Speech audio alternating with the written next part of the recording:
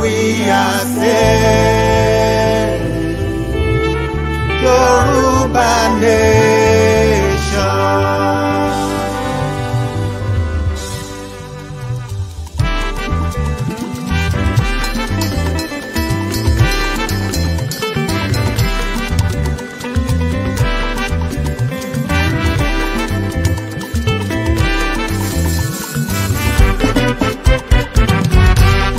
One nation, Fulani nation ni a ò ṣe mọ́, Yorùbá nation ni àwa ò fẹ́. One nation, Fulani nation ni a ò ṣe mọ́, Yorùbá nation ni àwa ò fẹ́. One nation, 419 yẹn àwa ò ṣe mọ́, èyí tán fi one nation rẹwà jẹ́ ó tó gẹ́. One nation, Fulani nation ni a ò ṣe mọ́, Yorùbá nation ni àwa ò fẹ́. A ti bá wọn ṣe one nation fọ́gọ́ta ọdún, ṣe ni wọ́n ń fa wá sẹ́yìn àwa ò ṣe mọ́. One nation, Fulani nation ni a ò ṣe mọ́, Yorùbá nation ni àwa ò fẹ́. Ológo ń bọ́ lófo rìn asọ́dọ̀ lófo, ológo ni Yorùbá a ò bófo ṣe mọ́. One nation, Fulani nation ni a ò ṣe mọ́, Yorùbá nation ni àwa ò fẹ́. Bá o mọ bí a ń rè a mọ bí a ti wá, èyí a ṣe one nation tó ká padà sílé. One nation, Fulani nation ni a ò ṣe mọ́, Yorùbá nation ni àwa ò fẹ́.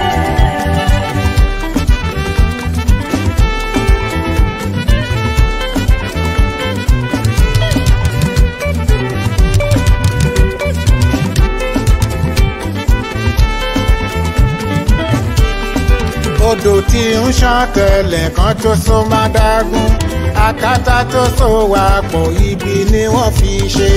Odò tí ń ṣàn tẹ̀lẹ̀ kan tó so má dágún, àkàtà tó so wà pọ̀ ibi ni wọ́n fi ṣe. Àṣà wa ò ṣọ̀kan, èdè wa ò ṣọ̀kan, níṣe ni wọ́n so wà pọ̀ kan lè má rẹwà jẹ. Odò tí ń ṣàn tẹ̀lẹ̀ kan tó so má dágún, àkàtà tó so wà pọ̀ ibi ni wọ́n fi ṣe. Aṣọ ẹran mẹ́ran tẹran kan fẹ́ lù kan pa, àbá tètè pín wọn níyà kẹ́mi ó tó bọ́. Odò tí ń ṣàn tẹ̀lẹ̀ kan tó so má dágún, àkàtà tó so wà pọ̀ ibi ni wọ́n fi ṣe. Àwa ló ń ṣiṣẹ́ owó, àwọn ló ń ná, ìrẹ́jẹ yìí papọ̀ ju àwa ò ṣe mọ́. Odò tí ń ṣàn tẹ̀lẹ̀ kan tó so má dágún, àkàtà tó so wà pọ̀ ibi ni wọ́n fi ṣe. Ẹni fẹ̀sìn Fúlàní lè máa bá wọn lọ, ní tèmi àti ilé mi àti padà sílé o. Odò tí ń ṣàn tẹ̀lẹ̀ kan tó so má dágún, àkàtà tó so wà pọ̀ ibi ni wọ́n fi ṣe. Ó ṣe kínní, ó lulẹ̀, ó ṣe kejì, ó lulẹ̀, ó ṣe kẹta, ó lulẹ̀. A ò bá ṣubú ṣe rere, àwa ò ṣe mọ́, Yorùbá nation ló kàn ẹ̀yà gbé wá. A ò bá ṣubú ṣe rere, àwa ò ṣe mọ́, Yorùbá nation ló kàn ẹ̀yà gbé wá. Àtẹríba fún wọn tó wọ́n kó wa ń wọ́gbó, oko ẹrú tó ń kó wa rè àwa ò lọ mọ́. A ò bá ṣubú ṣe rere, àwa ò ṣe mọ́, Yorùbá nation ló kàn ẹ̀yà gbé wá. Láti ní wọn ní mọ̀sán wa ń mú kíkan, dára wọn ni wọ́n mọ̀ ọ̀gbọ̀n bí ìyà ń jẹ wá. A ò bá ṣubú ṣe rere, àwa ò ṣe mọ́, Yorùbá nation ló kàn ẹ̀yà gbé wá. Ilẹ̀jẹ̀ Ìgbòho tán fi láti pé kó kú. A ò bí sórin mẹ́jà ò káyà túká. A ò bá ṣubú ṣe rere àwa ò ṣe mọ́. Yorùbá nation ló kan ẹ̀yà gbé wá. A ò ṣe one nation mọ́ a padà sílé tí Yorùbá nation ìlú olómìnira. A ò bá ṣubú ṣe rere àwa ò ṣe mọ́. Yorùbá nation ló kan ẹ̀yà gbé wá.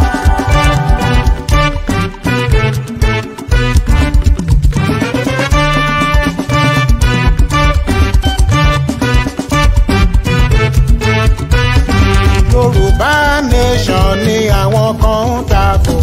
Èpè àólẹ̀ níjà wọn ni mélèé sọ. Tẹ́ bá dẹrù Fúlàní ẹ ti dáràn. Wọ́n á pa kísà sí gbogbo ní o.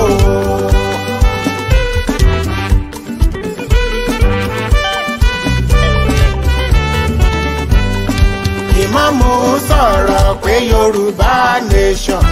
Àfáà ń sọ̀rọ̀ pé Yorùbá nation. Ẹlẹ́sìn mìíràn kígbe Yorùbá nation. Àwọn aṣáájú Kristẹni kan dákẹ́ rọ́rọ́. Torí Fúlàní ò pànìyàn lójú wọn rí. Bí Fúlàní bá gbalẹ̀ yìí o ẹ orógo. Ẹ rántí Afghanistan pẹ̀lú Turkey. Wọ́n á gba Bíbélì lọ́wọ́ yín o.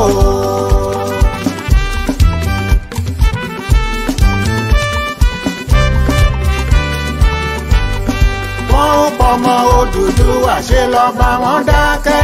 Wọ́n gbàgbé ìtàn Àfọ̀njá ní ìlú Ìlọrin. Bí Fúlàní bá gbalẹ̀ yìí wọ́n lè yí wọ̀gbó. Àgbà tí ó kẹ̀wù sọ̀rọ̀ akẹ́kọ̀ọ́ sáré.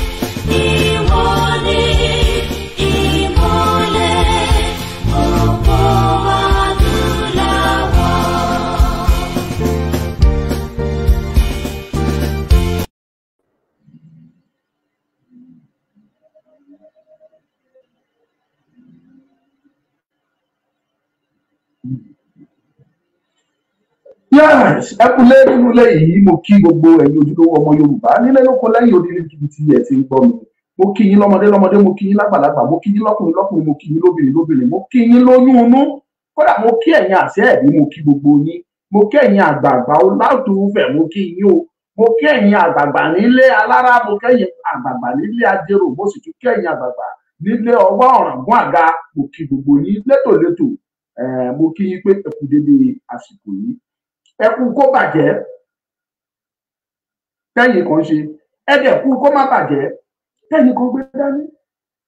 Bẹ́ẹ̀ bá ní kó má bàjẹ́ kò ní bàjẹ́, bẹ́ẹ̀ bá sì ní kó bàjẹ́ Ọlọ́run ò ní gbà fẹ́yìn tẹ́ bá fẹ́ kó bàjẹ́.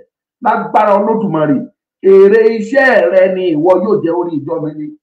Ó ní àwọn áńgẹ́lì mímọ́ ń kọ wọn ìbáṣeré tán bí ibi, èrè iṣẹ́ rẹ ni ìwọ yóò gbà. Definitely èrè iṣẹ́ ni wàá gbà. Á nígbà tó Ọmọlúkà dẹ̀ nígbà tiẹ̀. N tó bá ṣe ló máa jèrè ẹ̀. Béèyàn bá gbin àgbàdo kò ní ká ilá ń bẹ̀. bọ́ bá sì gbin lá ọ̀ọ́ni wa iṣu ń bẹ̀ ọ́ dá mi lójú. In tó bá gbin òun ló máa ká. That is it.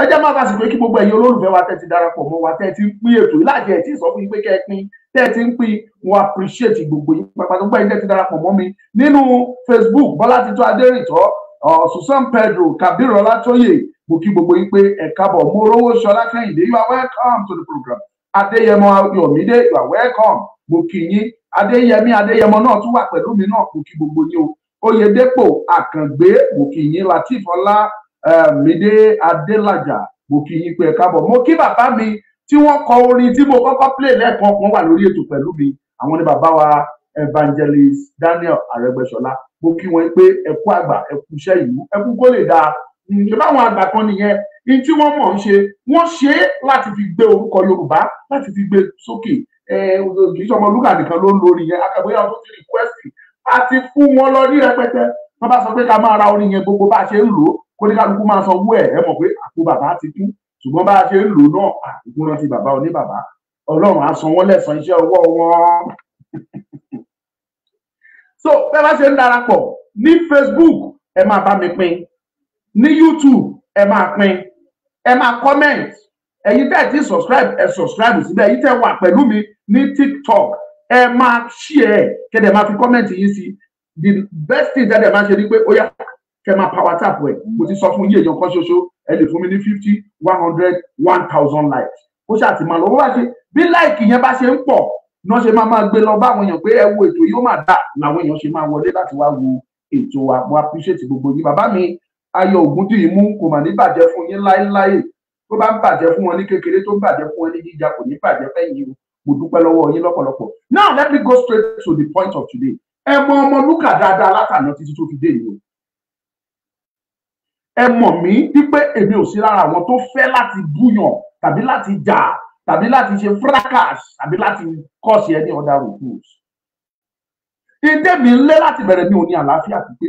Ṣùgbọ́n mo rí pé ọ̀pọ̀lọpọ̀ nínú àwọn táwọn ń pariwo pé kàlàáfíà jọba nítorí tiwọn yìí a rí pé ọ̀pọ̀lọpọ̀ nínú wọn ìlú tí wọ́n lù ní ìlú pé kó bàjẹ́ kó bàjẹ́ kó bàjẹ́. They now see us as if we are fools. Wọ́n believe wípé kò sí tá a mọ̀ dìdìrín ni wá.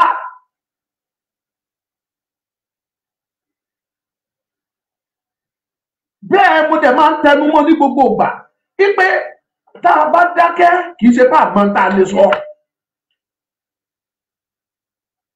Bí kì í ṣe pé ìbẹ̀rù pé tá a bá máa sọ ní tó máa bí ó lè ní agbára kọjá ní tẹ́ máa lérò lọ. Yíyọ gínígíní ọlọ́gìní kì í ṣe tójó ẹnu ló ń sá fún believe me. Ṣùgbọ́n ẹ wá rí i pé you now take us as idiot ẹ ti wá sọ wá di jester a court jester kò sí tá a bá ṣe kò sí gbèsè tá a gbé kò sí tá a jẹ lọ́dọ̀ yín kò tí ẹ̀ wá ń jọ yín lójúmọ́. Now ẹ̀yin tẹ́ ń wò mí tẹ́ ẹ̀ dẹ̀ gbàgbọ́ nínú ìrìn àjò Yorùbá nation ẹ fúnra yín máa jọ̀dí ara yín ṣé àwọn tí ẹ̀ dẹ̀ ń wò wọ̀nyí ẹ̀yin tẹ́ ẹ̀ sì ń dúró tẹ́ ẹ̀ sì ń pariwo onítìrí ṣé ẹ̀yin dẹ̀ gbàgbọ́ pé onítìrí yín tẹ́ pariwo yìí ó níbi tó ń gbé yín lọ ó ní èbúté tó ń wà yín lọ. Ọlọ́run ò ní jẹ́ kó wà yín sí èbúté kíkorò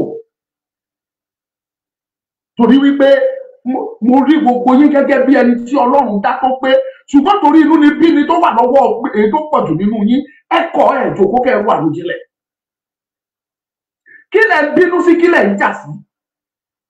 Ṣé Professor Banji Akintoye ṣó ń bá yín jà ni? Ṣé Sunday Igboho ṣó ń bá yín jà ni? Kí lẹ̀ ń bá wọn jà sí? Kí lẹ̀ ń pariwo wọn? Kí lẹ̀ ń bá wọn lórúkọ jẹ́ sí? Why can't you ní anything mọ́? Gbogbo tápìkì yín gbogbo ìdá ẹ̀ ń ṣe lásìkò yìí is to attack Banji Akintoye, is to attack Sunday Igboho and attack people like us. Káàkọ̀tà láàrin tẹ̀lé yín. Ẹ ṣe jòkó kẹ́ ronú ṣe bí Yorùbá nation lẹ́lẹ́fẹ́ gbà. Gẹ́gẹ́ báwa náà ṣe la fẹ́ gbà. I have made a decision that I'm not going to answer any one of you.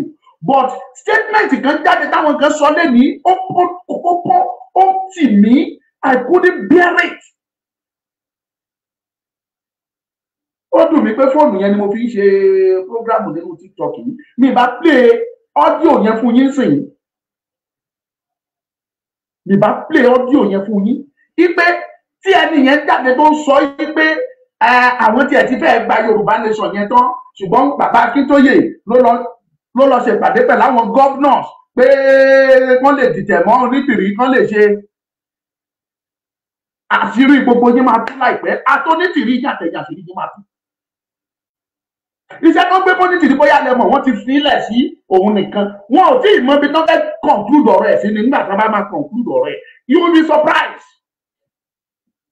Ẹni tó gbéṣẹ́ náà wọ́n ti conclude part kan nínú iṣẹ́ tó gbé rán lọ bá bẹ̀jẹ̀ fún wa ká lè ráyè sí election wa, ká lè rí election wa conclude, destroy wọn, kọ́ máa rojú ráyè anything tó bá lè dá sílẹ̀ láàrin wọn lọ dá sílẹ̀, kọ́ máa rí ti ara wọn rò títí a máa fi ṣe election, tá a bá parí election we know what to do. Ó dẹ̀ ti conclude, ó ti achieve ẹ̀, kò kúkú sẹ́ni tó dá sí yín, ẹ̀yin lẹ̀ wá wàhálà lẹ́sẹ̀. Bẹ́ẹ̀ bá pẹ́ bá sọ tí sọ yẹn ò dún dáadáa lọ́dọ̀ yín, ọmọ Adéyẹmọ ni ò jẹ́ kẹ́ sọ. Bẹ́ẹ̀ bá gbẹ́sẹ̀ tẹ́sẹ̀ yín ò rọlẹ̀, ẹni Akíntóyè òun ló sọ fún Olódùmarè pé kó di ẹsẹ̀ yín mú kẹ́sẹ̀ yín yẹn má ṣe gbé. Kí ló dààmú yín gan? Àtẹ tó kàwé lára yín gan, ìwé tó kà gan, onítìrí ti sọ di ẹ̀dá, ó ti sọ di dídìrí, kò tí ẹ̀ jẹ́ kó mọ anything tó ń ṣe mọ́. Look at me very well. Gbogbo yín pátápátá àtẹ̀yìn tẹ́ ń pè, àtẹ̀yìn tẹ́ tiẹ̀ ti wá pa ní tìtẹ́ tó jẹ́ pé èpè àti oríṣiríṣi lẹ́bí ránṣẹ́ sọmọ lúkà, which I don't care. Èpè kó máa ja ẹni tó bá ṣe nǹkan èpè, àdúrà kó máa tẹ̀lé ẹni tó bá ṣe nǹkan àdúrà, ẹni tó bá ń ṣiṣẹ́ èpè tó bá ń gba àdúrà fún Ọlọ́run mọ bó ṣe máa ṣe ìdájọ́ ẹ̀, ẹni tó bá dẹ̀ ń ṣe nǹkan àdúrà tẹ́ ẹ bá ń ṣépè fún Ọlọ́run mọ bó ṣe máa ṣe ìdájọ́ òun náà. Ọ̀rọ̀ Ọlọ́run tẹ̀ dájú ara ẹni pẹ́rẹ́. Kàkà kẹ́ mójútó ètò ragbáláyà yín, kẹ́ mójútó ọ̀rọ̀ ara yín, Yorùbá tẹ́lẹ̀ fẹ́ gbà kẹrin. Tẹ́ ẹ bá ní plan tó bá yẹ pé lóòótọ́ lẹ ní plan tẹ́ ẹ fẹ́ ṣe ni, ṣé ẹnìkan ó yẹ kó lè dènà tẹ́ ẹ fẹ́ ṣe ni? Kò sí ẹni tó yẹ kó lè dènà tẹ́ ẹ fẹ́ ṣe, ṣùgbọ́n torí pé tẹ́ ẹ ń ṣe gan ò jẹ́ níhùn. Òun lẹ́yìn fúnra ara yín ṣe ń wá excuse tẹ́ ti fi kọ́ lágbájá lọ́rùn, fi kọ́ tàlẹ̀ lọ́rùn. Why can't you face whatever you are doing and leave Akintoye alone? As old as that man is, ó sì ń tiraka, ó ń gbìyànjú. Akintoye á ṣe meeting láti alẹ́, láti aago bíi 9, á ṣe meeting títí di aago 4 àárọ̀. Àǹtí ti yín, màmá ti yín, ẹ̀ẹ̀kan tó bá jáde sí yín tó bá ti sọ̀rọ̀ lórí tó yẹ kó rí bẹ́ẹ̀ ó tún lọ ní ó lọ sùn. Ẹni ẹlẹ́ni ó ti jòkó sínú ilé ẹ̀, ó ti kẹ́sẹ̀ léra, ó ti ń gé champagne ẹ̀. Ó ti bu champagne nínú kọ́ọ̀pù ságo, ó ti ń là á. Ẹ̀yin dẹ̀ para yín kú níbi tẹ́ ẹ̀ para yín kú sí. A sọ fún yín pé ẹ jòkó, ṣé bí Yorùbá nation ṣe bó ṣe rí nígbà tá à ń ṣe lọ nìyí? Ibo ni ìfẹ́ tàbí bẹ̀rẹ̀ Yorùbá nation gbogbo ló wà? Nítorí inú ni bí ni, nítorí ìkà tó wà nínú yín, ẹ̀yin ìkà ènìyàn, ẹ mú gbogbo ẹ̀ dojú ẹ̀ mú. Bàbá kan béèrè lọ́wọ́ mi lẹ́yìn, ó ní àlè achieve anything pẹ̀lú bá a ṣe ń ṣe yìí. Mo ní kábíyèsí, òótọ́ ni.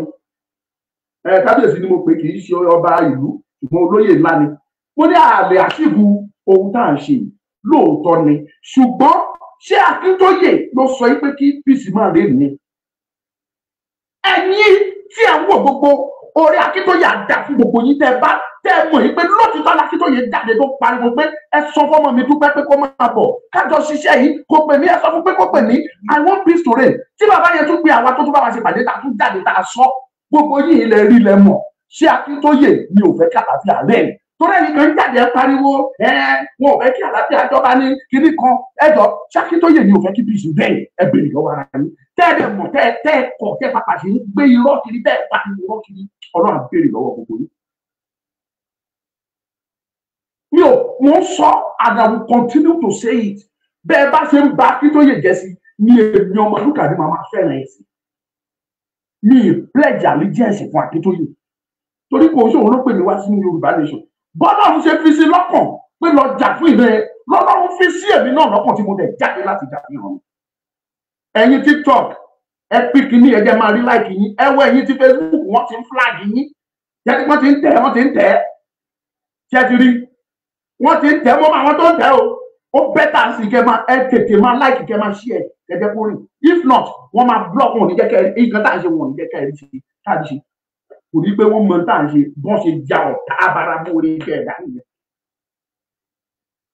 Ẹ jẹ́ ká rọ àròjinlẹ̀. Tẹ́ ẹ bá gbòtítọ́ dání tẹ́mi dẹ̀ rí pé òótọ́ lẹ gbé dání kí ló dé tí mi ò ní tẹ̀lé yín ṣùgbọ́n torí pé mi ò sẹ́ni tó lè fúùrù. Bàbá tèmi ní ọgbọ́n ní ọpọlọ ó kọ́ mi títí dọjọ́ tó sùn ni. Ìyá tèmi gbọ́ fẹ́fẹ́ ó gbọ́ ní ọpọlọ ó kọ́ mi títí dọjọ́ tó lọ ni. Èmi fúnra mi tún wá gbọ́ mo tún kọ́ra mi. So ó kẹ́ ẹ tó lè rí mi fúùrù ó máa pẹ́ mi ò no I'm not the person like you can't fool me. Tó bá bìlíìfù pé ó ti rí mi fúùrù irọ́ ló pa ó tanra ẹ̀jẹ̀ ni mo kàn káàmù fún ẹni mo fi ọ̀wọ̀ fún ẹni mo bu ìkún ẹni torí ara ẹ̀wọ̀n ẹ̀kọ́ ta kọ́ mi nìyẹn tí mo fi kọ́ra mi wípé bọ̀wọ̀ fún àwọn àgbà. Ṣùgbọ́n ẹ̀kọ́ yẹn ò sọ pé Ọmọlúkà ìyá dìde fáwọn àgbà kan rárá o kò sọ pé ìyá dìde fún wọn. Tí èmi bá fẹ́ bu ọ̀wọ̀ fún ẹ ìwọ tó jẹ́ pé tó bá wọ ọjọ́ orí ẹ tó ń gbogbo ṣe jẹ́ òòtó mi bí lọ́mọ. Gbogbo ẹ̀yin tẹ́ kórajọ tẹ́ ń ṣẹ́ èpè fún Akintoye ìmí yín tó ń ṣẹ́ èpè ó fẹ́ẹ́ má wọ́n náírà yín lè má tí ì tẹ owó Akintoye yìí which is true. Ẹ̀yin tẹ́ ẹ ṣẹ́pè fún Akintoye jù ẹ̀ tí ì sẹ́ndì 10 náírà sí Akintoye 10 náírà ẹ̀ sẹ́ndì ẹ̀ sí rí ẹ̀yin yẹn lẹ ṣẹ́pè fún Akintoye. Àtẹlẹ́yìn tí tó fi fóònù tó fi dẹ bàbá oníbàbá tọ́lọ́run tú àṣírí ẹ̀ tá a bá fẹ́ wíta ìwé á nítorí ọ̀rọ̀ fóònù yẹn mo ṣe ń bá òun jà. Èmi àti ẹ òkúkú níjà ìwọ ló gbé wàhálà wá lórí ọ̀rọ̀ fóònù bàbá ló ló fún ní fóònù kí ló kàn ẹ́ pẹ̀lú ọ̀rọ̀ ní tí bàbá bá fi fóònù ṣe. Bàbá ò mọ̀ ẹ́ rí ìwọ tó ò dá kọ́pọ̀ fún bàbá yẹn rí wàá jáde wàá dẹ̀ máa ṣẹ́ ìpè fún. Tó bá wọ ọjọ́ orí èmi àti ẹ ò tóbi bí lọ́mọ ó lè gbà mí lábúrò ní òde bí mi kí n tó lè jẹ́ pé ẹni tó mi bí wàá wọ 18 years and above kí n tó sọ pé yeah that's good ó tó mi bí. I am in my 40s. Ìwọ dẹ̀ wà ní 50. So o wá fẹ́ claim pé o jẹ́ ìyá tèmi àbò fẹ́ claim pé o jẹ́ bàbá bó o ṣe bàbá o dẹ̀ ṣe ìyá tí bá gbé ẹni dáàdì ó pọ́n ẹni ni. Òfin tó bá dé ìwọ yìí with your age pé kó o gbọ́ bàbá Akintoye nílẹ̀ túbútúbú kó máa yẹ̀yẹ́ kó máa fún lórúkọ tí ò ṣe jẹ́. Bàbá tó jẹ́ pé ẹgbẹ́ ọmọ ẹ̀ nìwọ dẹ̀ jẹ́ at 88 tí bàbá bá fi tí àkọ́bí bàbá bá jẹ́ tí bàbá jẹ́ 28 years nígbà tó bí àkọ́bí bàbá Akintoye tó bá jẹ́ 28 years nígbà tó bí àkọ́bí ẹ̀ as at today will be 60 years. No ẹ mọ̀ náà àkọ́bí bàbá yìí á jẹ́ 60 years if bàbá is 28 years tí ò bá tètè bímọ at 20 or 25. So ìwọ tó lè jẹ́ pé ipò tó wà ní ipò ọmọ sí bàbá àbí ipò last born bàbá nìwọ wà o ṣe èpè dẹ́ndẹ́ o ṣe rú ẹ̀ ìwọ wá expect pé kí irú èmi o fẹ́ ya wèrè wá sọ̀dọ̀ tèmi o wá ní kí n máa pamper ẹ Mr. Man Mr. Woman mi ò Mrs. Woman or whatever you may be mi ò ní pamper ẹ máa fún ẹ jẹlẹ láì ọmọ ọkọ lè ní ọmọ arógun máa sàrọ̀ máa rógun máa ṣùgbọ́n lè.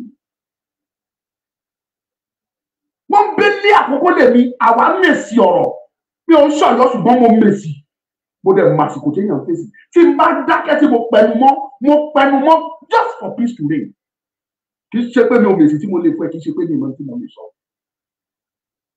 Kò sí anything tẹ́ bá ṣe nígbà tẹ́ ẹ ṣe declaration yín ẹ gbógun Akintoye lóun ni ò jẹ́ kẹ́ ẹ succeed nídìí ẹ̀.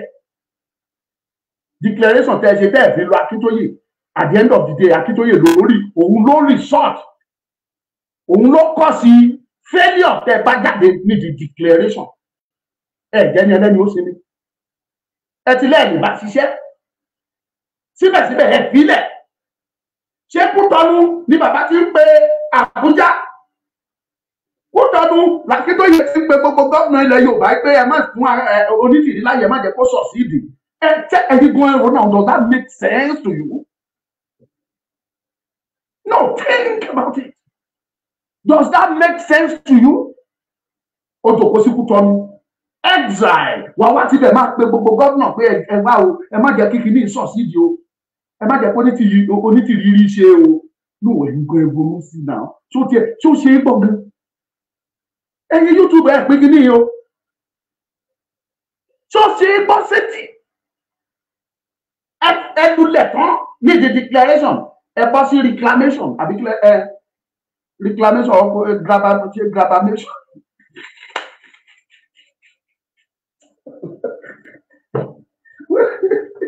Bàbá Èkìtì dọ́rọ́ mi létí o.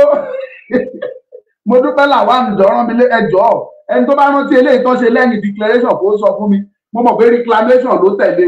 Èwo ló tẹ̀lé reclamation dà pé grabbation ni àbí grabbation.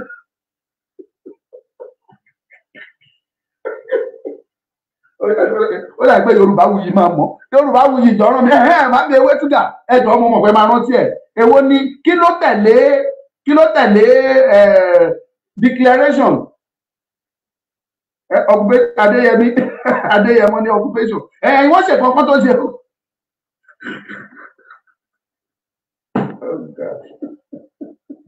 Ọmọ Yorùbá mà níkà o, ẹ mà níkà o ẹ̀yin èèyàn. Why must you buy just forge a name téèyàn ò jẹ́ kẹ́dẹ̀ lẹ́mọ̀? Ẹ fẹ́ ẹ lulẹ̀ ní the declaration yìí Akintoye ni àti Igboho. Ẹ gbé reclamation wá ẹ lulẹ̀ níbẹ̀ Akintoye ni àti Igboho. Ẹ tún ṣe occupation ẹ tún fọ́mọ́lẹ̀ yakata Akintoye ni àti Igboho. Ibi tí ayé ẹ̀yìn kan bàjẹ́ dé. Àtúrẹ́ni tó tún pè tó ń dárúkọ mi pé ìgbà kan ṣe reclamation pé èmi ni mo lọ ọlọ́pàá mo ti sọ sẹ́ ẹnu tó fi sọ yẹn kò tún fi ṣe rere mọ́ láyé. Àdàbí tó bá yẹ pé èmi ni mo lọ pe ọlọ́pàá pé kó wá bá yín níbi tẹ́ ẹ wà. Àdàbí tí mi ò bá fáìtì fún yín gan lọ́dọ̀ ọlọ́pàá nígbà táwọn ọlọ́pàá yẹn pè mí. Òun ló fi lè mú jẹ. Òní God tó tún dán dárúkọ tèmi sí reclamation yín ẹ gbáyé yín ta. Ìgbọ́kọ̀dá ni mo wà nígbà tí commissioner pè mí assistant commissioner tó pè tó sọ fún mi pé kí ló ń ṣẹlẹ̀ àwọn èèyàn wa táwọn rí àwọn ò fẹ́ bó ṣe ń ṣe yìí kì í ṣe bẹ́ẹ̀ ṣe ń ṣe nìyẹn Ọmọlúkà.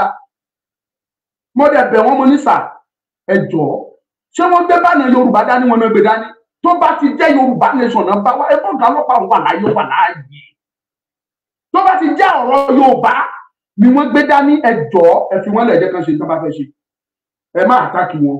Ṣùgbọ́n ọ̀gá ọlọ́pàá yẹn sọ fún ẹbí ọ̀tẹ́ mọ̀ kó padà lé wọn lẹ́tà ló ṣe wá ṣàlàyé fún mi pé commissioner give order pé kan lé wọn kúrò bẹ́ẹ̀. Ṣé bá lé wọn ní àwọn tó ìfowópamọ́ àtẹ̀mọ́ arrest wọn ni ṣé èmi ni mo pe commissioner ẹ̀kọ́ pé kó lọ arrest wọn ibi táyé yín tadé. Èmi mo ti Ondo State pé commissioner lẹ́kọ̀ọ́ pé àwọn kan wà ní aláùsá ò lọ bá wọn kó arrest wọn. Èmi ni mo pè lọ́yọ̀ọ́ àwọn tó ń mú lọ́yọ̀ọ́ èmi ni mo sọ pé kán lọ mú wọn kán arrest wọn. Kí lẹ fẹ́ máa ba orí tèmi jẹ́ fún? Ẹ gbàgbé pé kì í ṣe gbogbo orí ló ṣe é takò, kì í ṣe gbogbo orí ló ṣe é ṣẹ̀. Ẹni sọ fún bọ̀bọ́hún sáré wà lólóhùn jẹ́ ni kò tún ní orí tó dáwọ́ nìyẹn ó ti ṣì ó ti ṣẹ̀ṣẹ̀ gbé ó ti ṣì jẹ́ ó ti ṣì mú ó ti ṣì rìn ó ti kàgbákò. Ọ̀gá ọlọ́pàá yẹn fi yé mi pé tó mú kí commissioner give order pé kán lọ lé wọn. Junction tó wà wọ́n gbé korodóòmù tó fẹ́ fi dáná. Wọ́n gbé ráìsì jẹ́ àgbo wọ́n kó búrẹ́dì iná fẹ́ fi gba Yorùbá nation nìyẹn o búrẹ́dì àtọ̀ pọ́ọ̀tù ọbẹ̀ àti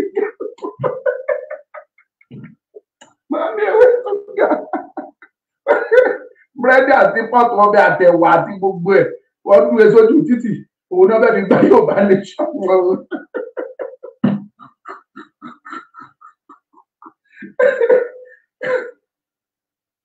Ẹnìkan pẹ̀lú ní àìfọ̀rọ̀lọ́yàn ló jẹ́ kó bùkọ́ ń bàyà ẹ̀ sùn tó yẹ kó fi lọ́yàn ní kó má fẹ́ bá màmá òun sùn o wọn á rẹ̀ dàgbà lámọ̀ràn pé nǹkan burúkú mà ní òun ló ṣe yìí tẹ́fẹ́ lè dá ṣe ní ẹgbó ọ̀sọ́hún ẹ̀dẹ̀ lulẹ̀ nídìí ẹ̀tún pariwo. èmi tí mi ò tẹ̀ mọ́wọ́ mẹsẹ̀ inú occupation yín bá ẹ̀tún tàgì mi ẹlẹ́dìí ni mo kọ ọlọ́pàá ẹni tó sọ yẹn àwọn ẹ̀pẹ̀ kan nira wọn náà fún orin mánájé ó dàbà kókó kò hàn pọ̀nyà àdàbí tó bá jẹ́ pé mo ìdí ni mo kọ ọlọ́pàá ìgbà táwọn ọlọ́pàá tún pè mí àdàbí tí mi ò bá fáìtì fún wọn pé ẹ má àtàkì wọn tí ẹni tí ṣe wọn ti wọn lẹ̀ tó bá ti jẹ́ Yorùbá náà gbé dání ní tí mo sọ fún wọn lọ́jọ́ náà nìyẹn bọ̀ tí nígbà tẹ́ máa rìpọ́ọ̀tù fáwọn tó ń gbówó fún yín lókè pé ní pé kẹ́ wá sàpàdé wíwájú occupation ẹ lọ́mọ búkà ló pọ̀ ọlọ́pàá tó kọ́ wá lé ní kúrò lọ ẹ tó ṣe lé mọ́ ìṣẹ̀dá náà bí. Adébísí Abbas kẹ́ra bàjẹ́ pọ̀ ò ní bàjẹ́ láéláé. Kí ni ọmọdé yẹn mo fi ṣe yín? Kí ni bàbá Akintoye gbé nínú ìgbà yín?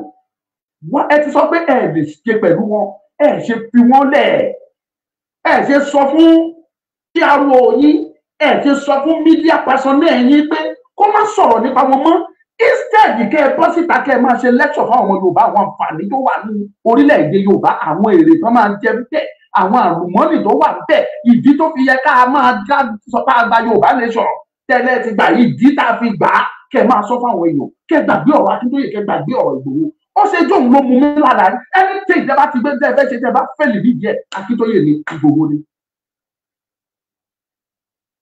ẹ máa tẹ báyìí ṣọ́ọ̀tì wọn Ọlọ́run gbé wọn ga ni gbogbo ìṣìràwọ̀ kan èmi á dúró ti Sunday ọmọ Adéyẹmọ mi ò pledge allegiance fún mo sọ lójú ẹ̀ mo tún sọ publicly báyìí wọn á rẹ́ni tá gbé fídíò yìí lọ bá tó sọ fún pé Ọmọlúkà sọ báyìí á sọ fún yín pé mo ti sọ rí Sunday Ìgbòho mi ò pledge allegiance mi fún Yorùbá nation lèmi wá ṣe mi ò dẹ̀ pledge fún bàbá Akíntóyè rí Yorùbá nation ni mò ń ṣe ṣùgbọ́n àwọn méjèèjì àbá nílùú mi wọ́n máa ń pọ̀wé wọ́n ní apọ́nbẹ̀ láti díẹ̀ ló lè eléyìí tí kínní àti kejì àwọn tí mo dárúkọ yìí tí wọ́n ṣe òun ló bí wọ́n ti àṣẹ ní ti mọ́ nínú Yorùbá lẹ́yìn èyí tó ṣe yẹn ló ń jó òun èyí tó ṣe yẹn ló ń jó òun whatever tẹ bá ṣáà lé ọwọ́ nílé tó bá fail Sunday Akíntóyè ni ẹ kàn dẹ̀ ṣe ẹ rí kankan sọ ẹgbẹ́ra lọ sí yànníyàn Amẹ́ríkà ẹ lọ dìgì ọwọ́ yín sínú ìdílé bàbá Akíntóyè ẹ lọ gbéyàwó bàbá kejì wá kó wá blackmail bàbá ẹ jọ kí lẹ tiẹ̀ fún wá fẹ́ fi bú bàbá àwọn gan ẹ bú ẹ ló dìtẹ̀ máa ń bá Awólọ́wọ̀ ẹ bú ẹ náà ló dòdò state ìlú ọjọ́ táláyé ti dáyé nínú òṣèlú làwọn méjì ti disagree kan dẹ̀ agree. Festus Keyamo ìgbà kan wà tó jẹ́ pé láàárọ̀ lọ́sàn-án lálẹ́ ají a máa ṣẹ́pè fún Tinubu ni àwọn méjèèjì náà jọ wà náà jọ jẹ́ wọléwọ̀de ń sùn lò. Festus Keyamo Fẹ́mi Fani-Káyọ̀dé ìgbà kan wà tó bu èpè tó Tinubu láàárọ̀ lọ́sàn-án lálẹ́ Fani-Káyọ̀dé yẹn igi imú Tinubu báyìí ló ń jòkó sí o.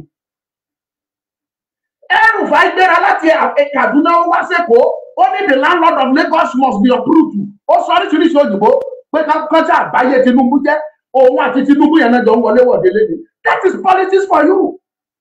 So Akíntóyè tó bá ń tẹ̀lé ọmọborí owó tó tẹ̀lé Ajásin tó dẹ̀ decide pé mi ò tẹ̀lé Ajásin mọ́ ọmọborí owó ni mo fẹ́ support kí ló burú nínú ẹ torí ẹ méèlì ẹ náà olódòdó ṣe tìlú tó gún fi bẹ́ẹ̀ ṣé wọ́n ṣe ń dìjà òṣèlú ni ẹ lè kò sí kankan tẹ́ ẹ lè sọ nípa Akíntóyè tẹ́ ẹ lè sọ èèyàn ò kì í pé o Akíntóyè lè kù díẹ̀ síbi kan ìyẹn ibi tó ti kù díẹ̀ yẹn náà ṣe ń pèlè ènìyàn human tí ẹ̀jẹ̀ ń flow nínú ara ẹ̀ kì í ṣe gold ló ń flow lára ẹ̀ kì í dẹ̀ ń ṣe diamond ẹ̀jẹ̀ ní bíi tèmi bẹ́ẹ̀ bá gún ẹ̀jẹ̀ máa tún jáde tù mí. That is to tell you that he is human and is bound to make any mistake at any time. Kí lẹ kóra yín sí yọ̀lù sí? Kí lẹ kóra yín sí wàhálà sí? Ẹ̀yin tẹ́ ẹ súnmọ́ wọn lèmi ń bẹ̀. Ẹ bára yín sọ̀rọ̀. Bẹ́tà ìdí tí mo fi sọ eléyìí ni pé ó máa ṣojú gbogbo yín láìpẹ́. Mọ́mì yín máa àbádàn gbogbo yín ó ti conclude iṣẹ́ ẹ kọ́kọ́ sílẹ̀. Àyàfi tó kódà àwọn tó gbé sẹ́nu tó bá kẹ̀yìn sí gan mẹ́ni tẹ́ ẹ ní mi tí ìyá bá cross lẹ́gẹ́ tó ń gé sàpé ẹ̀ abẹ́fẹ́ kí n sọ àṣírí tó wà nídìí péǹtì ẹnu ìyá ẹ fẹ́ kí n sọ àṣírí ẹ̀ fún yín ẹrù bí ẹ̀jẹ̀ Jésù nìyá mu tó dẹ̀ tẹnu ẹ̀ fi ń pupa gbogbo gbà kò lè yé yín máa sọ àṣírí tó wà bẹ́ẹ̀ fún yín gbogbo tó bá tó àkókò kí ló kàn wá pẹ̀lú àwa òun ṣẹ̀yìn ni táwa bá sọ pé táwa gbọ́ fáyìs táwa ṣe àṣírí tó wà lọ́wọ́ tiwa káwa náà wá máa bùjọ yín nírí ìdíjọ́ kò mọ̀ mi á ti sàn jáde ní ìdí gbogbo yín á máa gbé fún yín with evidence ni kò ní ra gbá fún yín. a ní kẹ́ súnmọ́ bí kẹ́ jòkó kẹ́ jẹ́ ká jọ ṣe kìíní ó lè yọrí sí rere ẹni rọlá tí tó yẹ ń pa kò sí tó gbé dání ẹ ṣe bàbá tó yà sí dẹ́pìtì ẹ dọ́gbọ́n láàrin wọn ẹ wọlé síbẹ̀ èrè wo lẹ fẹ́ mú. bàbá Adéníran ó sàn kẹ́ gbá rìbáàsì bí ìbẹ̀yìn lẹ́bẹ̀ẹ́ o bàbá mi lẹ jẹ́ and I will never insult you because ẹ ṣe burúkú sí mi and you have never once called me kẹ́ ẹ rojọ́ bàbá kí tó yẹ burúkú lọ́dọ̀ mi bẹ́ẹ̀ ni àtẹ̀yìn ṣe ń sọ̀rọ̀ tó mo ẹ má da ọ̀tá láyè nǹkan tó bá dáa ọ̀tá máa ń wáyà àti wọnú ẹ̀ ní kó lè dáhùn. Don't give a room to the enemy to destroy what has the foundation that has been laid by God through you and Baba Akintoye. There is nothing they can do. Àwọn tẹ́yìn rò pé wọ́n jẹ́ nǹkan yìí. You have spoke with me about them once especially that woman onítìrí ẹ̀yìn. Ẹ ti sọ fún mi nípa ẹ̀ nígbà àwọn ìwà tó wù yìí kì í ṣe tó tọ́ kì í ṣe tó yẹ láwùjọ. Àwọn yẹn náà ẹ̀yin náà wá pọ́n sí i bẹ́ẹ̀ wọ́n ti kọ̀ndẹ́mù ẹ̀yin méjèèjì. Tẹ́ ẹ bá gbọ́ táwọn wọ̀nyí ìtàn sọ nípa nífẹ̀ẹ́ mi kan fásán ilẹ̀ akó ilẹ̀ abàjẹ́. Bàbá Adéníran mo máa ń sọ fáwọn èèyàn tó bá bá mi sọ̀rọ̀ máa ní ọmọ àgbà ní mí and I maintain that statement òtítọ́ ni òdodo dẹ̀ ni. bí mo ṣe rí bíntì mi àṣírí kún ikùn mi ó kún bẹ́ẹ̀ ni Ọlọ́run dẹ̀ fi rọ̀ mí lọ́rùn. àkàìmọye ilé àpè àsọ ti lágbájá fún mi mi ò ní ẹ̀fà sọ fún lágbájá yẹn wípé nǹkan báyìí ni lágbájá sọ fún ẹ nípa nǹkan báyìí ni lágbájá sọ fún mi nípa ẹ mi ò ní sọ ọ́.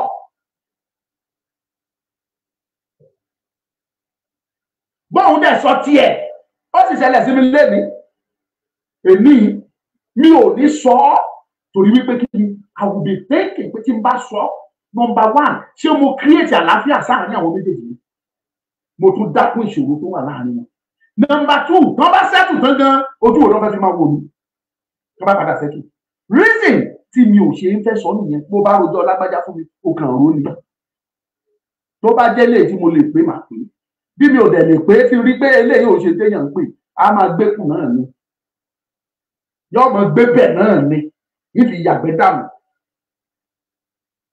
so bàbá Adéníran wọ́n rojọ́ ti yín náà wọ́n rò fún mi gidi ni but mo sọ and I will continue to say this that you have never for once condemn bàbá Akintoye lọ́dọ̀ mi wọ́n lè sọ lórí afẹ́fẹ́ o mo dẹ̀ gbọ́ díò tẹ́ rí bí sì kíkà tẹ́ fi sọ̀rọ̀ bàbá Akintoye tẹ́ lójú òun ó ṣe gbogbo ẹ̀ but you are together you did it together bàbá ẹ̀jọ̀ ṣe náà ni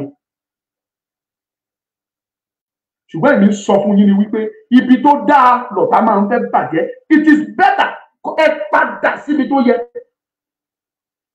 ẹ lọ bá ẹni tẹ́ ẹ jọ rìnrìn àjò ẹ jọ settle àwọn differences tó bá wà kẹ́ ẹ settle differences kẹ́ ẹ jẹ́ ká jọ move on kí ìrìn àjò yẹn lè dáa.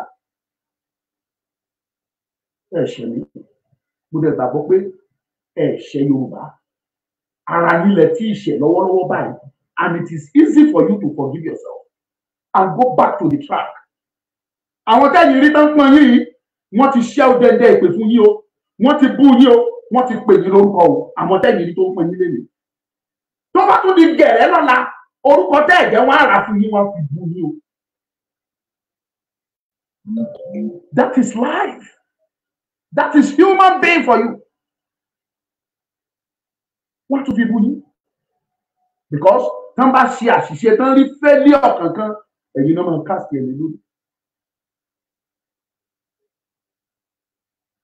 Gbogbo failure Akintoye ni wọ́n ṣe mo gbọ́ díò yẹn wọ́n ní Akintoye òun ló lọ pe àwọn governors tó lọ sọ fún wọn pé ẹ wá ó pe governors ó sọ ní ibi tí bàbá yẹn wà yìí at his age.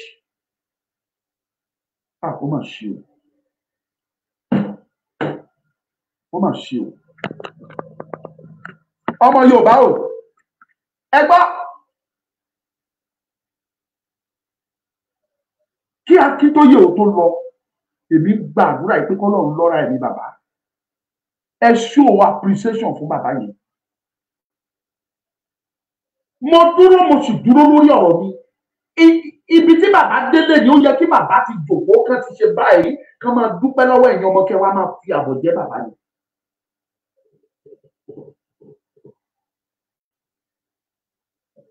Mo ti sọ̀rọ̀ yìí ní màtúrì pìtì ẹ̀ lẹ́nu.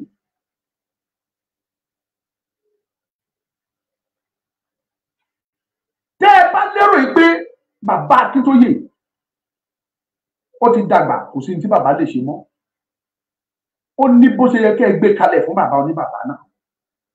Bàbá Akintoye báyìí kẹ́ sọ̀rọ̀ ní sọ̀rọ̀ ọmọlúwàbí bàbá máa lo ọpọlọ pé yes àwọn ọmọdé wọ̀nyí wọ́n kúrò mi wọ́n yẹ mi ṣùgbọ́n o fẹ́ gba position tí bàbá wà o fẹ́ sọ pé bàbá ti dàgbà kò sí kan tó gbé dání you want to take that position ẹ bẹ̀rẹ̀ sí ní kan bàbá lábùkù ẹ ń pè lórúkọ tí ò jẹ́ ẹ ń ba ilé ẹ̀ jẹ́ ẹ ń ba àwọn ọmọ ẹ̀ jẹ́ gbọ́dọ̀ ayé ẹ̀ and you want peace.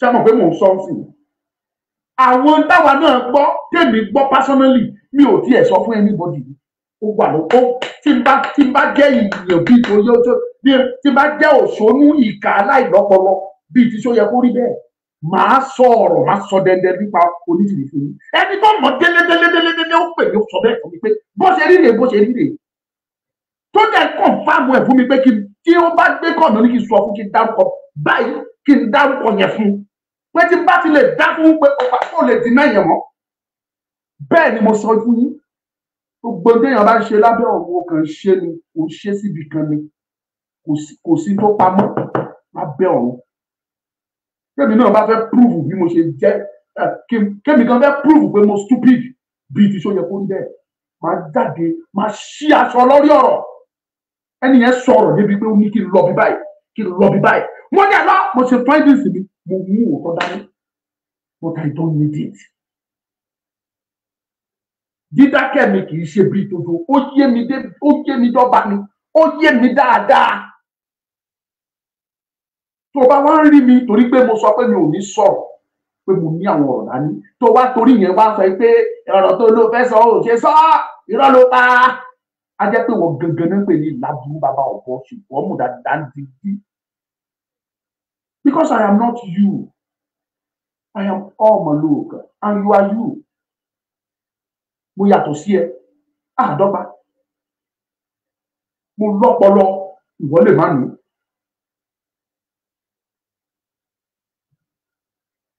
Ẹ jọ̀ọ́ ọ̀tá kí ló fa ìpè tẹ́ àwọn ọ̀tá yín sánkù Princess Monsurat Raji kí ló dé? Please don't do this.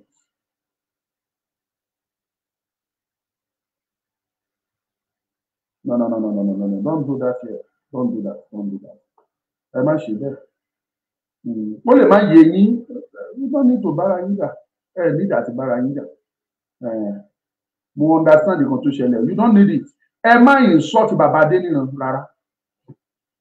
Ẹ má insult bàbá Adéníran. Di bí mo ṣe sọ̀rọ̀ yìí, ọmọ bàbá Akintoye lè mi and I stand by him.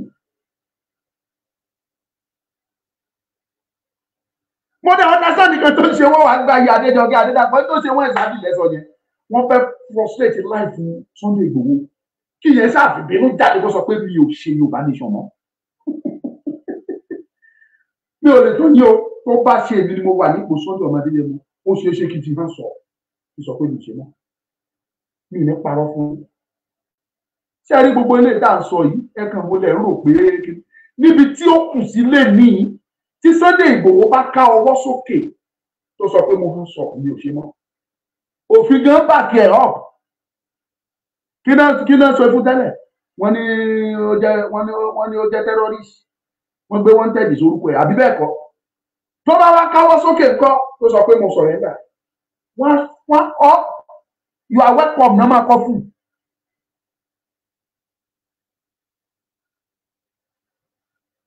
ṣùgbọ́n torí pò yẹ òní ọ̀pọ̀lọpọ̀ mú ní ẹrù pẹ́ lè frustrate life ọmọdé yẹn mọ́ ni kò ní gbà Yorùbá nation ló gbé back ni. ẹrù pẹ́ ẹ lè pìtì náà bàbá Akintoye gbogbo bẹ́ẹ̀ ṣe condemn ẹ̀ tó tẹ́ ẹ gbé àwọn ọmọ ẹ̀ wá sórí afẹ́fẹ́ tẹ́ ẹ ba ọ̀la àwọn ọmọ yẹn tẹ́ ẹ rò pé ẹ bàjẹ́ bàbá àtàwọn ọmọ ẹ̀ ń sọ̀rọ̀ o wọ́n dẹ̀ jọ ń pera wọn lójoojúmọ́ ṣùgbọ́n kí ní kan níbi ò láì táwọn ọmọ bàbá ṣe mo dẹ̀ mọ̀ pé bàbá ló máa sọ fáwọn ọmọ yẹn pé ẹ má ṣe tó bá dóòótọ́ tó bá ṣe mi ò tí ì mọ nǹkan tí ò ní mú kí n sùn ṣó yẹ kó rí bẹ́ẹ̀ mo fi ayérayé búra fún mi máa ń make sure pé mo sùn ẹ̀ for that alone oní court gbé yàtọ̀ mi wá sórí ṣú ẹ̀ online kì í tún ṣe court kì í ṣe personal issue online ó wá fi ọ̀la mi sí ayé máa sùn ẹ̀ máa ṣáàjì ẹ̀ fún tí ò ní lè bọ́ nínú ẹ̀ títí ayérayé èmi ni mo sọ fún ẹjọ́ là á kọ́ ká tó kọjá mo kọ́ òwe yẹn lọ́dọ̀ bàbá mi kan léde mo máa ń sọ pé ẹjọ́ la máa ń kọ́ a kì í kọ́ ìjà ṣùgbọ́n báyìí ẹjọ́ là ń kọ́ ká tó kọ́ ìjà bó ṣe jẹ́ nìyẹn máa sùn ẹ̀ for that action ṣùgbọ́n bàbá mo believe pé bàbá ló bá wọn sọ̀rọ̀ pé ẹ má ṣe é sílẹ̀.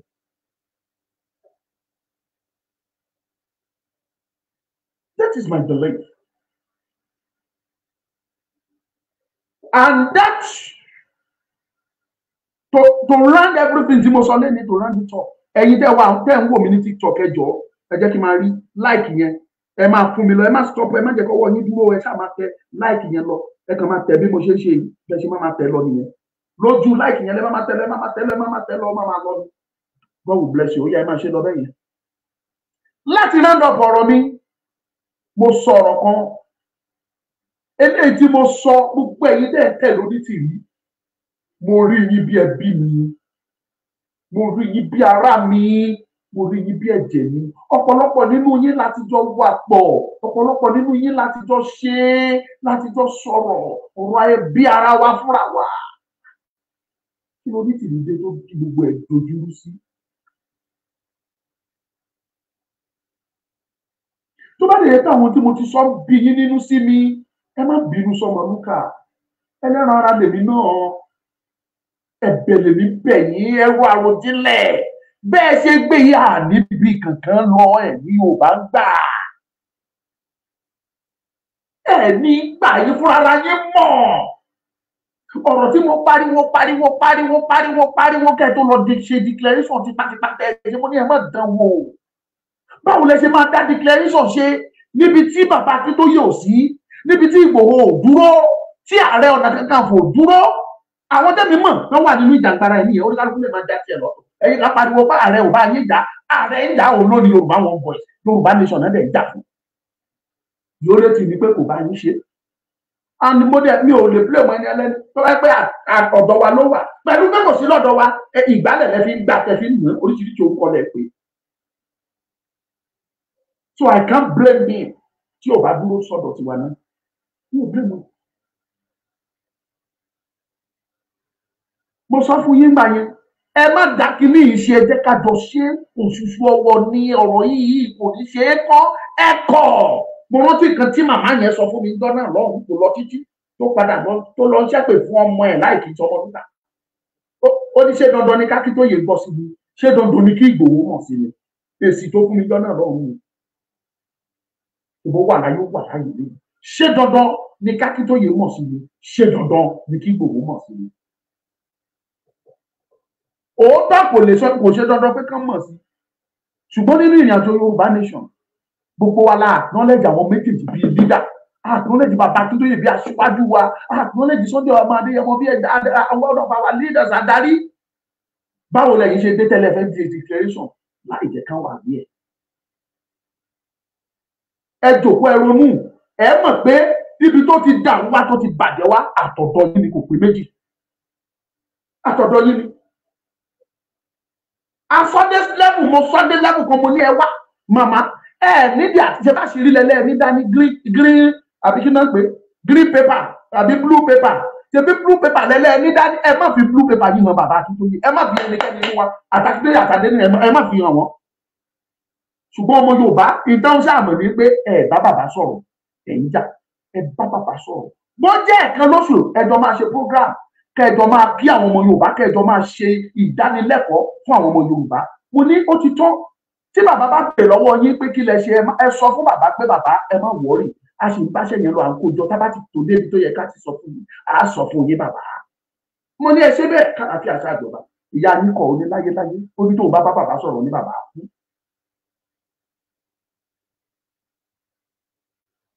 Tóun bá bàbá sọ̀rọ̀ àkú. Honestly speaking, I don't think mi mọ nǹkan tí Onítìrí lè ṣe tó lè mú mi padà knowledge ẹ̀ bíbí dà because the little knowledge tọ́lọ́run fún mi as young as little as I am màá study ẹ màá mú oríṣi ẹ̀dá tó jẹ́ mo rí àwọn nǹkan kan ní ìwà Onítìrí number one nínú àwọn ìwà ẹ̀ number one nínú ẹ̀ use and done Onítìrí á lò ẹ́ apá ẹ̀ tì táyé bá gbà tó bá ti lò ẹ́ tó lè yìnbọn sí ẹ kó pa ẹ́ tí àyè bá gba Onítìrí kò ní fẹ́ kó exist mọ́ in tó fẹ́ achieve lọ́dẹ̀ tó bá ti gbà ó gbà nìyí. Mo ní àwọn evidence ẹ̀dá ní lẹ́kùnrẹ́rẹ́ lára àwọn tó sọ̀nà bó ṣe wọlé MKO mo dẹ̀ ti ní ìlú sọ̀rọ̀ lọ́wọ́ má sọ. Á lò ẹ́ adọ́ǹpù àbádọ́n yìí ó ṣe sọmọ lúkà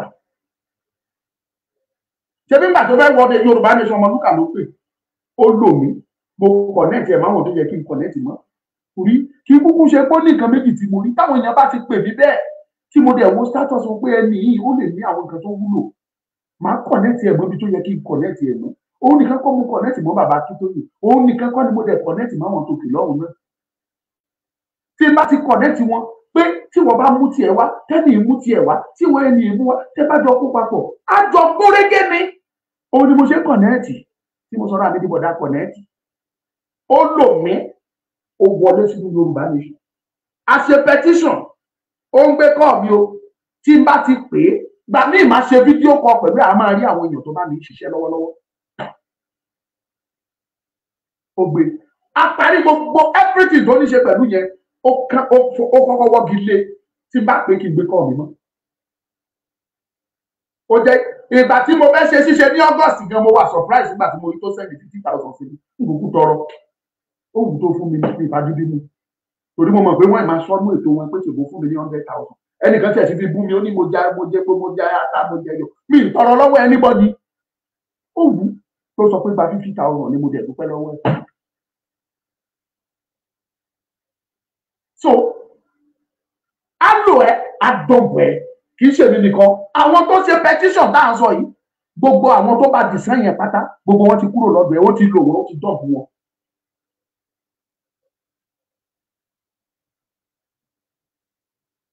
Princess Monsura tó ti tó jàre àdúrà ní kẹ́ máa gbà ẹ kàn máa kọ ìbùkún ní forílẹ̀-èdè Yorùbá òun ni mo fẹ́ kẹ́ máa kọ orúkọ tẹ́ máa kọ nìyẹn ìbùkún ní forílẹ̀-èdè Yorùbá ẹ máa kọ bẹ́ẹ̀ ṣe ń sọ láyé àwọn ọ̀run gbà á ìbùkún yẹn dẹ̀ ó wọ bẹ́ẹ̀.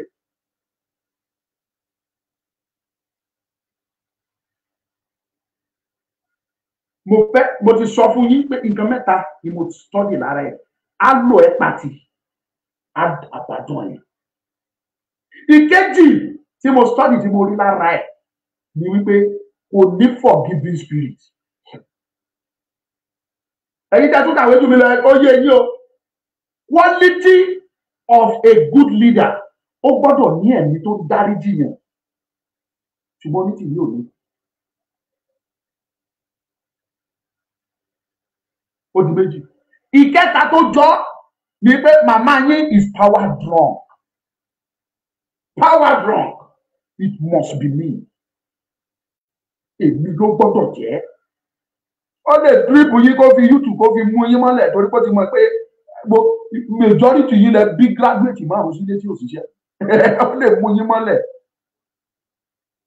YouTube ó fi yẹn mú yín ẹ̀yẹ tanra yín jẹ.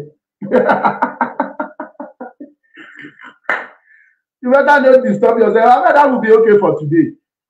Èmi bẹ̀ yín o, ẹ̀yin tẹ́ wà lọ́dọ̀ màmá yẹn, kò ìbàjẹ́ o, ó bà mí. Let us do this in unity. Ẹ jẹ́ ká fi ìfẹ́ kan, ìfẹ́ inú kan, ẹ jẹ́ ká fi ṣe. Ẹ jẹ́ ká fi ìfẹ́ ìbẹ̀rẹ̀ tá fi bẹ̀rẹ̀ yẹn. Mo máa ń tẹnu mọ́ mo ní Ọlọ́run mọ̀ ọ́ mọ̀. Inú ìrìn àjò yìí ó wu Ọlọ́run tó gbégbá ọ̀nà tó gbégbá inú. Ìwà wa èèyàn làwa fẹ́ fi máa sọ pé a fẹ́ bàjẹ́. Ẹnìkan ò dẹ̀ lè bá ṣẹ́ Ọlọ́run jẹ́. Mi ì mọ kó ìkírí. Mi ì mọ ọ̀pọ̀lọpọ̀ nínú yín. Mi ì mọ̀ yín rí ẹ̀dẹ̀ mọ̀ mí rí in the last 4-5 years ago àmọ́ra rí. But here around both of us today in the Yoruba nation, ẹlòmíín wà tí mo ti dé lóore bàbá ẹ̀, mo ti délé ìyá ẹ̀, mo ti dé ibi tó ń gbé, kódà ibi tó ń ṣiṣẹ́ ilé. Nínú Yoruba nation mo ti bá yàn ra ilẹ̀ tí mo ti bá kọ́ ilé. Mi ò dẹ̀ mọ fábìlì ẹ̀, mi ò mọ ẹbí ẹ̀. Ó sọ fún mi ọmọ Lúkà bá mi ṣe báyìí, mo dẹ̀ ṣe fún, mo sẹ́ndì owó sí mi, mo bá ra ilẹ̀ yẹn, mo dẹ̀ bá ṣiṣẹ́ ilé ẹ̀. Akọ́ nínú Yorùbá nation. So bọ́lọ́run ṣe kọ̀nẹ́tì gbogbo wa papọ̀ tádẹ̀jọ fìfẹ́ yẹn ṣe lọ, kí ló dé tẹ̀ jẹ́ ká máa bá lọ bẹ́ẹ̀? Tó bá jẹ́ ọ̀rọ̀ owó ló ń ká yín lára pé àdáwó. It is easy for you to stop giving anybody your money. Nobody is forcing you to give. Ní ọjọ́ tí mo ti ṣe Yorùbá nation kò sí nínú yín tí mo bá gidi gba owó lọ́wọ́ ẹ̀ rí. Ẹ̀yin lẹ máa pè pé ọmọ Lúkà fún mi lákàntì ẹ̀ gbà ó deserve ẹ̀. Mo dẹ̀ appreciate yín fún. I have never for once kí n parọ́ gbowó lọ́wọ́ èyíkéyìí nínú yín rí. Ọjọ́ tí mo wá ń request pé mo fẹ́ ra drone, mo gbé wá ẹ̀ fojú yín rí. I bought it. Gbogbo yín lẹ mọye tán rà. Phantom 4 Pro ẹ mọye tí wọ́n ta. Go online and Google it. Kẹ mọye tẹ́ dá fún mi, kẹ mọye tí mo rà. Ọjọ́ tí mo fẹ́ ra kí náà pé projector ẹyọ kan ni mo ní kẹ dáwó fún mi kí n rà. But nígbà tó lóun dẹ̀ gbé àánú ẹ̀ dìde, owó tá a rí ó ra 4. Ṣé mi ò rà? Gbogbo state tí mo gbé lọ mo dẹ̀ ṣe fídíò ẹ̀ ẹ̀dẹ̀ rí. Ẹyọ kan tó àwa lóńdó sí, ẹ jẹ́ ká fún àwọn ọ̀dà sí. Tó bá ti yàtọ̀ sí yẹn, mi ò lérò pé kò sẹ́ni tí mo fi agídí bá pé gbowó wá rí o. Èyí tẹ́ bá fẹ́ borúkọ tèmi ẹ kọ̀ntínú mo lẹ́lẹ́dà tá jà fún mi. So ẹ jẹ́ ká padà. Kò tí ó bà ní ẹ ti bàjẹ́. Ó bà ní ẹbí mi ni gbogbo yín ìkanjọ ni wá. Ó yẹ kẹ́ ẹ ronú. Ọ̀pọ̀lọpọ̀ yín fẹ́ sọ̀rọ̀ ẹni torí pé onítìrí jóbìnrin òun la ṣe gbógun ti. Ẹnìkan ní ìdísọ̀ fún mi lóní because she is a woman lòun ṣe dúró pé amọ̀mọ̀ gbógun ti nítorí pé jóbìnrin. Mo fi gbogbo tí mo ní láyé àti ọ̀run mo fi búra. Tó bá jẹ́ pé onítìrí tó wá lórí òtítọ́ tó dúró pẹ̀lú bàbá Akintoye, mo lè lọ kojú bàbá Akintoye pé bàbá ẹ ti dàgbà ẹ step down fún bíi ẹ̀jẹ̀ fún bàbá tẹ̀yìn. Èmi sọ bẹ́ẹ̀, mo búra fún yín nígbà dúró Olódùmarè. Tó ẹ kó dúró lórí òtítọ́ ẹ̀. Ó wù mí kí n support obìnrin gan ju ọkùnrin lọ sometimes. Because mo believe obìnrin máa ní ìgbésẹ̀ pé ní compassion. Ṣùgbọ́n lójú ti yín ẹni torí pé obìnrin ni kì í ṣètò orí yẹn rárá. Mo fẹ́ kẹ́ ẹ rí omi tí bí máa dàrú ó wá dá àárín ìrìnàjò wa rú. Ó fa ìrìnàjò yẹn sẹ́yìn. Kí ló dé tó fi jẹ́ pé gbogbo àwọn tó ní ọpọlọ nínú ìrìnàjò Yorùbá, kí ló dé tó lòun ò lè bá gbogbo wọn ṣiṣẹ́? Kò lè bá ògbóni bí ló ṣiṣẹ́, kò lè bá àwọn ẹ̀mọ́ra, kò lè bá wọn ṣiṣẹ́, kò lè bá wọn General Fásakí, kò lè bá wọn ṣiṣẹ́, kò lè bá wọn Victor Taiwo, kò lè bá wọn ṣiṣẹ́, kò lè bá bàbá Akintoye ṣiṣẹ́. Àwọn tó ní ọpọlọ tó ka ìwé tó tẹ̀ tí ò yẹ dáadáa yékéyéké kò lè bá wọn ṣiṣẹ́ nínú Yorùbá nation. Kí ló dé ẹ ṣe ronú? Àbáwọn wọ̀nyẹn tún tọrọ owó lọ́wọ́ yín bí àwa ìta ń tọrọ gẹ́gẹ́ bẹ́ẹ̀ ṣe táàgì wa pé à ń tọrọ owó kiri ni. Ṣé àwọn yẹn tún tọrọ lọ́wọ́ yín? Ẹ jẹ́ ká ronú. Ẹ jẹ́ ká padà sí ojú ọ̀nà ìgbàanì tí àwọn bàbá mi kan pè ní the ancient path. Ojú ọ̀nà ìgbàanì, the ancient path. Ẹ jẹ́ ká padà síbẹ̀. God will bless you. Kí n tó máa lọ, mo sọ fún yín wípé mo ní oyin ògidì eléyìí tó kù rèé o ìgò mẹ́ta ni eléyìí ò ṣe oyin ṣúgà o èmi dìbì lọ special training láti mọ oyin gidi sí oyin fake ni yàtọ̀ sí pé mo mọ̀ ojú mi náà ṣe kó eléyìí o eléyìí ò tún ṣe oyin agric tún wà quality ẹ̀ ò tún tó oyin natural oyin inú igbó oyin inú ìgàn inú igbó bí táwọn ọdẹ ti lọ pa ẹran náà ti kó eléyìí wá ẹ̀yin tẹ́ bá ń wo fídíò mi dáadáa ní TikTok ní YouTube mo máa ń post àwọn ẹran ìgbẹ́ kankan àwọn ọdẹ yẹn mo máa ń lọ ọ̀dọ̀ wọn dáadáa wọ́n máa bá mi ṣeré mo máa lọ fi ọ̀rọ̀ ń bọ́ wọn àwọn náà kó wá if you need it just contact me lọ́wọ́lọ́wọ́ báyìí tó kù rèé wọn ò tí ì padà tún rí èmi ìkó eléyìí tó wà bẹ́ẹ̀ wọn làwọn ò tí ì lọ kó tán bá kó máa sọ fún màá gbogbo ẹ̀ lọ́wọ́ wọn ni torí mi ìfẹ́ kẹ́ lọ máa jẹ ṣúgà it will damage your system pure honey tó bá mu síbi oyin gidi irú eléyìí tó bá mu síbi kan péré láàárọ̀ kó fi tẹ́lẹ̀ ẹ̀kù ọdún kan ló máa kún èjì ẹ̀ fáàtì mi Adéjọkẹ́ Adédàpọ̀ ẹ pè mí lẹ́yìn ẹ̀sìn ò tàbí kẹ́ mẹ́sẹ̀gì mi lẹ́yìn program màá sọ fún yín lórí ìgò mẹ́ta péré ló wà bí òun ló kù ẹ̀yin tẹ́ bá need ẹ send message sí mi sílẹ̀ òtọ́ bá ti ilé ìtọ́nà fẹ́ lọ kó tán bá ti kó tán ti lọ sínú igbó yẹn dé màá gbà lọ́wọ́ wọn àtúgbé wa hàn yín kó ti wà. Thank you and God bless you and that will be all for today. Omoluka is my name. Ẹ̀yin followers mi ní TikTok àtẹ̀yìn olólùfẹ́ mi tẹ́ ti wò mí ó yá ẹ̀bẹ̀ sí ní power tap ẹ máa like ló ń jẹ́ bẹ́ẹ̀ ẹ má dáwọ́ dúró ẹ jẹ́ ká dé orí 10K ká tó kúrò lórí ẹ jẹ́ ká dé orí 10K ẹ má tẹ̀ tó o bá ti follow mi sì máa follow ẹ padà. If you follow me, I will follow you. If you enter me, I will enter you. Oh yeah, follow me, I will follow you back. Follow. Call Akintoye. God will bless you. Thank you. Ẹ̀yin tẹ́ mi ní Facebook, mo appreciate gbogbo nípa pátá ìpè ẹ ṣé. Ẹ kú àdúró tì ní gbogbo gbà. Omoluka yín lè tí ò pé méjì. Ẹ má fi mí lẹ̀ wọ́n ti ní àtọ̀rọ̀. Kí n bá ṣe àtọ̀rọ̀ ó ṣe àdájú pé kí n jalè. Ẹ bá gbọ́ pé mo jalè ọ̀pọ̀lọpọ̀ iná sọ pé Omoluka kí ló mọ ti ilé ìfún bá dẹ̀ pé wá. Ẹni jalè ló bọmọ jẹ bàbá mi ò jẹ rí ìyá mi ò dẹ̀ ṣe rí wọn ò fi ọ̀nà yẹn hàn mí wọn ò fi kọ́ mi so tí wọn ò ṣe rí kí lèmi fẹ́ ṣe bẹ́ẹ̀ fún ẹ má gbàgbé Omoluka ó kéré ló sọ̀yàn dáhùn Omoluka send me your account 20,000 10,000 even 5,000 this is for you ìwọ náà fi maintain fi ra data fi ṣe gbá fi ṣàwọ máa appreciate yín ó dáa ju kí n tún pè ní sọ pé ẹjọ́ kò sí ìgbà tí màá lẹ fún wa ní ìjọba kan tó tún sọ wá ní orúkọ I will never do that no tọ́lọ́ bá fi sí ẹ lọ́kàn láti compensate you you can do it God will bless you ó yá ẹ̀yin ti Facebook má gbàgbé o ìbùkún ni fún orílẹ̀-èdè Yorùbá máa kọ́ mi ò rí ẹ̀kọ́ kọ́ tiẹ̀ bẹ́ẹ̀ yẹn o ìbùkún ni fún orílẹ̀-èdè Yorùbá ẹ̀yin ti TikTok mo ní kẹ́ ẹ máa ṣe bí eléyìí mi ò rí ọwọ́ yìí kò kúrò níbi tó wà látẹ̀kàn èmi ń tẹ tèmi bẹ́ẹ̀ yẹn ó yá ìwọ náà máa tẹ tiẹ̀ má tẹ̀ á ti ń lọ ó yá ẹ̀yin ti Facebook YouTube ọpẹ́ ò ẹ wá gidi lé nìyẹn pín ó tí ì pín o pín tiẹ̀ God will bless you thank you so much ẹ̀yin tẹ́ ẹ bá fẹ́ contact mi tẹ́ fẹ́ bá Omoluka sọ̀rọ̀ nọ́mbà mi ni mo ti pín sí ojú fọ́nrán yẹn nọ́mbà yẹn ni mo ti pín nìyẹn 07046092484 again 07046092484 that is the number ẹ pè é màá jẹ yín ìbùkún ní fún orílẹ̀-èdè Yorùbá ó yá gbé tiẹ̀ wá God bless you.